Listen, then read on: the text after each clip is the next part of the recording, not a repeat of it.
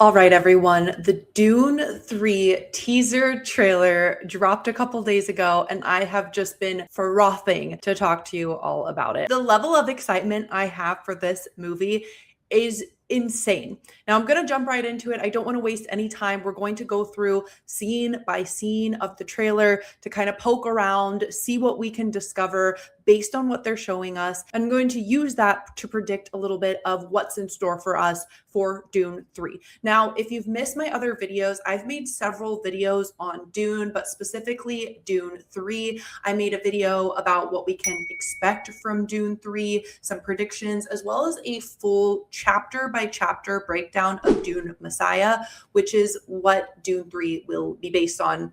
Allegedly. The reason why we have to guess what's going to happen with Dune 3 is because if you've read the books, you know that Dune Messiah feels more like an extension book of the first Dune. It's a psychological book. Some chapters don't really have any action. A lot of the chapters are just conversations between characters. Dune, as we get into Children of Dune and beyond, it gets weirder and weirder and weirder. If you haven't read the books and you don't want anything spoiled for you, I would recommend not watching this movie. I'm not going to give away major spoilers just for the heck of it, but I am going to talk about what we're seeing in the trailer. After watching the trailer, I have a strong suspicion that Dune 3 will be mostly based on Dune Messiah. However, there may be some elements from Children of Dune featured in especially Aaliyah's storyline. So let's get into it.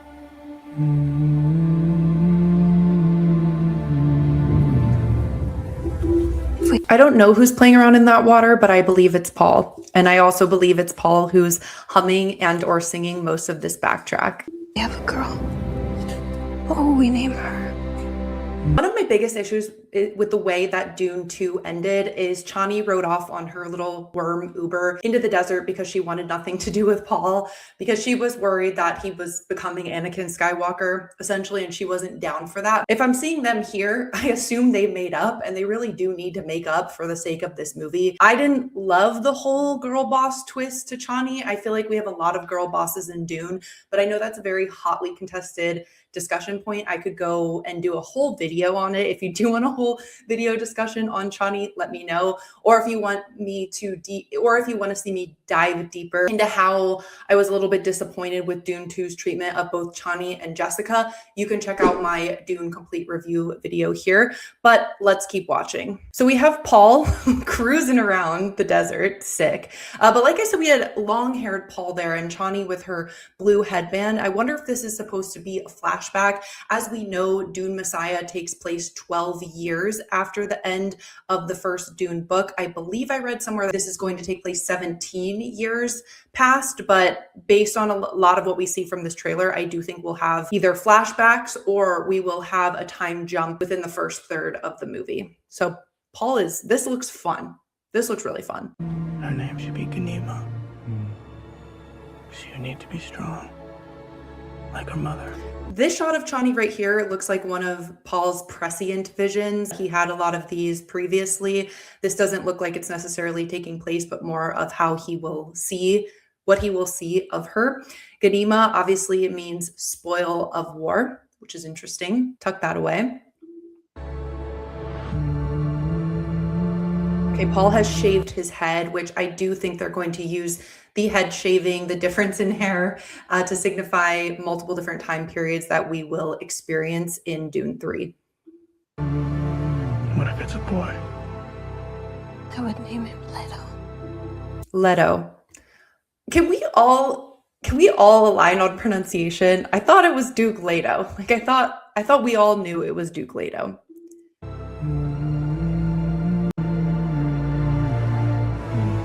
So he would have the wisdom of his grandfather. Okay, we get a little flash of the signet ring. Now, this is very fascinating to me, her saying that he would have the wisdom of his grandfather, because Paul is literally the Kwisatz Haderach, Lisan al-Gaib, etc., Moadib. The guy's got a million names. His child will be born with the wisdom of his grandfather, because Paul has inherited the genetic memory of all of his ancestors. So your wish is coming true, Johnny, whether you like it or not, but at what cost, we must ask. Let's go. War can feeds on backtrack. itself. Okay, so we have this. First of all, my Spotify Wrapped at the end of this year is going to be the backtrack, the chanting. Like I already have pre-goosebumps, which I know will turn into full goosebumps. This shot we see here of long-haired Paul is obviously, we get a lot of shots of the Holy War, the jihad that will go on to kill over 60 billion people. It will sterilize entire planets and force the religion onto billions upon billions across the universe. Now, in Dune Messiah, we wake up to 12 years later. We hear about what has happened. We hear about those who have died and the jihad and the crusade of the Fremen going across the universe to fight Paul's holy war. However, I believe because of the message here, because of the story that Frank Herbert intended to tell, which is why he wrote Dune Messiah, that we will actually see a lot more of the destruction that is more alluded to in Dune Messiah. Based on what I'm seeing from the trailer now, I think we have a lot of footage here that is going to make it more than a flashback. I think we could potentially begin the film, maybe even the first 25% of the film could actually be taking place right after the end of Dune 2, because they're going out to fight the Holy War. He's got to make up with Chani. He's got to find her. Maybe that's what he was doing in his Dune desert hot air balloon, looking for his girl. And we see Paul kind of at the front and center of this holy war, this jihad that's being fought in his name, which is really a big part of the message on why being the ruler of the universe who can see the future is really not all it's cracked up to be. This is a cautionary tale on how shitty this position would truly be for Paul. Okay, so we have Aaliyah here, played by Anya Taylor-Joy. The last we saw of Aaliyah, she was in her mother's womb / in Paul's vision of her on the beach. She becomes a very important figure in Dune Messiah as well as Children of Dune. Remember, she is the abomination. She was born, Jessica drank the water of life when Aaliyah was in her stomach. So she was born with the genetic memory of all of her ancestors. She is like the Reverend Mother on steroids. And so her very existence is considered to be an abomination, which is why a lot of the Bene Gesserit have broken with Jessica. In Dune, I don't want to get too into it. You can watch my Dune book versus movie differences, but Aaliyah was the one who actually killed her grandfather, who killed the Baron Harkonnen, but they wanted to avoid having like a 4-year-old be an adult. So I think Aaliyah here is supposed to be about 17 years old as we've fast forwarded through all this time. Okay, so this is Paul chanting, which is so freaking cool. More death and destruction in the wake of the Holy War here. I mean, it's Denis Villeneuve, so we are going to get some epic fight scenes. We have a ship going somewhere. The more I fight. Okay, so again, I think long-haired Paul is supposed to be kind of post end of Dune 2 Paul. So what do we have here? Ooh, I'm so freaking pumped. Okay, let's. The more enemies fight back. All right. So this here looks like the first scene in the book, the first chapter. You have a secret meeting of all the people who want to take Paul down. You have Princess Irulan, who is kind of in the middle, honestly. I do think Princess Irulan is as fair as she can be. She has wanted to pass along the holy line. She's wanted to bear Paul's children, and he has refused to make babies with her. He's refused to make babies with her because he loves Chani. He doesn't even want to sleep with her. Even Chani, I think in chapter 2 of Dune Messiah is like, can you please just have a baby with her? Because it would probably take her out of the conspiracy. So we know that the members of this conspiracy that is happening on Wallach 9, which is a planet that Reverend Gaius Helen Mohiam rules. It will have Princess Irulan there. It will have the Reverend Mother. It will also have Scytale, who is a face dancer from the Bene Slaylax, as well as Edric, who is a space navigator from the Guild. And we've been really kind of robbed of the Spacing Guild in Dune. I think that's one of book fans' biggest gripes of the movie so far, because they're supposed to be these weird, like amphibious creatures. You know, they spice Max. They are in the spice melange to the point where it literally has to be the air they breathe. And I love the fan art of the guild navigators because they're supposed to not really be fully human, and they have to ingest so much spice. Basically, it has to be pumped into the air that they breathe so that they are able to have the prescience in order to navigate the ships. So it's important. This was the first scene in Dune Messiah. I wonder where it's going to be in the movie. This here, is this going to be Edric? Edric, the Spacing Guild representative. I think it could be. I think it could be. It could either be Edric or Hate, which we'll get into Hate in a moment here. Oh, we get our first freaking shot of Robert Pattinson as Cytail. This man and his acting career, like, he could have been typecasted as the sparkly vampire in Twilight. Look how far this man has come. He's got the Odyssey. He's got freaking Batman 2. Robert Pattinson will be playing Cytail, a face dancer. I'm not going to get too into it because it would basically be giving away everything that's going to happen with him. And I don't know, some of you here might be still watching who haven't read the book. He's a very important member of the conspiracy, part of the people who want to take Paul down to ruin and to eliminate his reign. He's gonna be in some shit. He's gonna be in some shit. Remember, face dancers can change their appearance. That seems inconvenient. I'm doing the best I can to protect my family. Oh, yeah.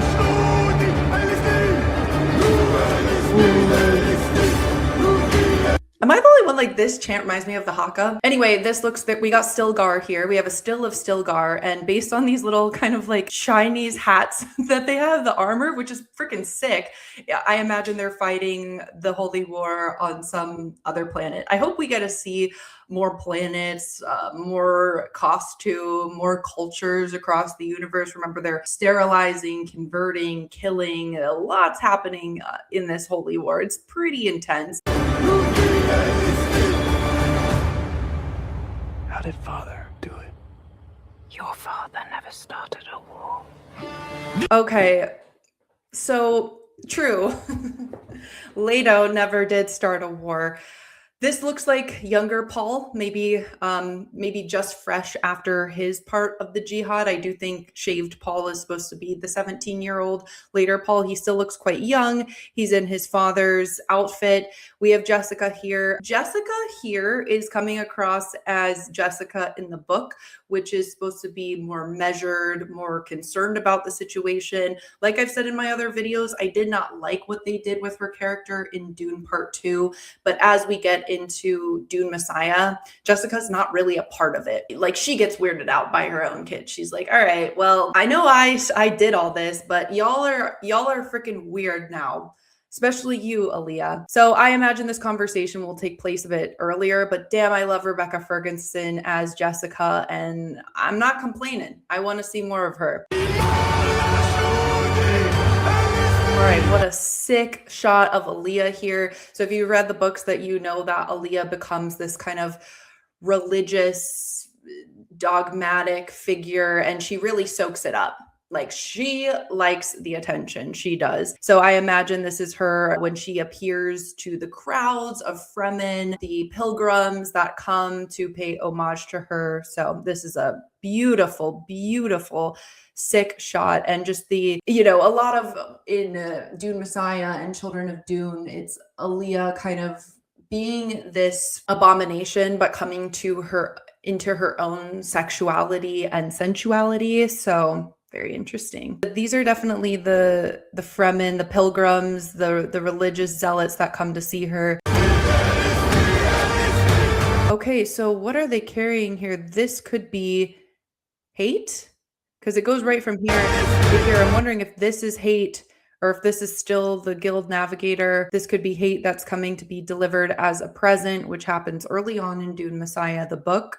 It could still be the way the Guild Navigator is hopping around. I could see them like not showing us much of the Guild Navigator just to save on budget, but I really hope we see Edric in full form. So this is either Edric or Hate. Looks like they might be carrying this same thing through the battle. I can't really tell. I actually don't think so. They're carrying something though. Okay, we got Aaliyah there. I'm really excited to see what Anya Taylor-Joy does with this character. Am I the only one who thought she was blonde? Like, I know the only shot of her that we saw, she had a headscarf on, or the Fremen outfit. Am I the only one who thought that she would be like really blonde? Maybe that's just because that was the style that the actress was rocking at the time.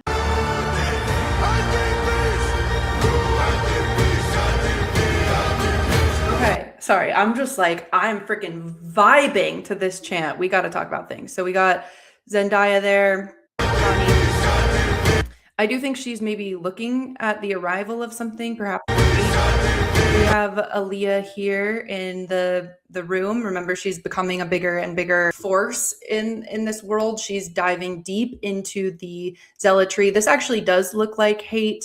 This is the delivery of hate. And then we get our first shot of hate. So non-book readers, like, turn away now if you're still here. But we know that this man looks a little bit familiar, and I'm very curious to know about what non-book readers think upon reviewing this trailer. Like, Duncan Idaho, man, it's been a minute. Duncan Idaho is hate, the Gola, or is he? And if any of you come at me at my pronunciation of Gola, like, take it up with freaking Zendaya and Leto, okay?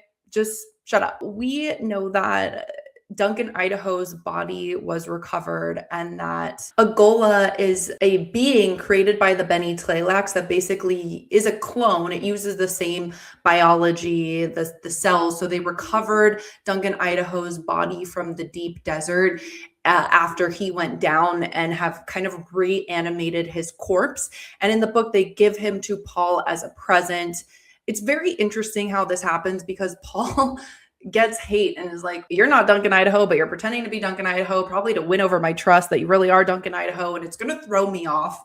Like, it's very clear why he's there. It's not under any false assumptions, but oh man, this is going to be sick. Like, I'm freaking so pumped for this. And hate plays a very, very, very important role in Dune Messiah, and even Duncan Idaho plays a very important role in the books to come, which we won't see because they're stopping here. And then it looks like he's fighting Paul. So this is older Paul with the shaved head fighting with hate, as they used to kind of see, wow, this really is a clone of Duncan Idaho.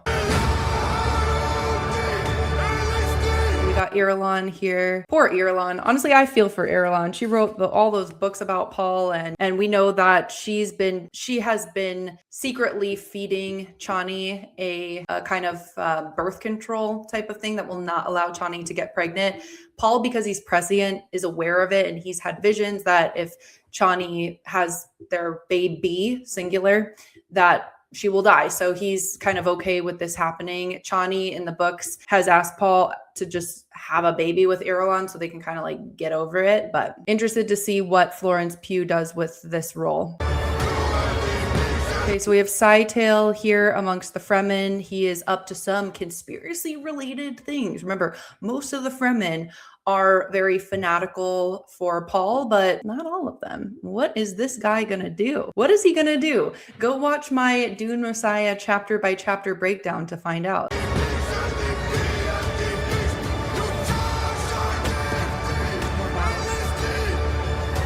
I'm not afraid to die. Paul. But I must not die. Yet. Very, very, very cool.